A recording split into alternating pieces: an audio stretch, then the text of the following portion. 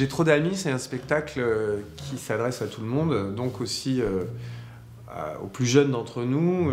C'est la suite d'un spectacle que j'ai beaucoup joué déjà au Théâtre de la Ville, qui a été repris plusieurs fois, qui s'appelait J'ai trop peur et qui racontait les affres, les terreurs d'un enfant de 10 ans qui allait entrer en 6e et qui apprend à surmonter ses peurs, à surmonter ses angoisses et finalement se rend compte que il est en train de passer un stade, une étape de sa vie, et que cette étape est importante, qu'elle est liée forcément à des terreurs, à des angoisses, et qu'il faut apprendre au moins à vivre avec pour les surmonter.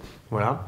Alors, on m'a beaucoup demandé ce qui se passerait pour lui après. Je ne m'étais pas tellement posé la question, et finalement, j'ai accepté de le faire, et j'y ai pris beaucoup de plaisir, donc j'ai écrit la suite. Et donc la suite de J'ai trop peur s'appelle J'ai trop d'amis. Ce sont les premiers temps, les premiers jours de l'entrée en 6e de ce jeune garçon. On retrouve les personnages qui étaient déjà dans J'ai trop peur, sa petite sœur notamment, et puis d'autres personnages qu'il découvre. La notion de popularité est très importante. Elle est très importante dans la réalité des gens du collège, et donc elle est traitée dans cette pièce.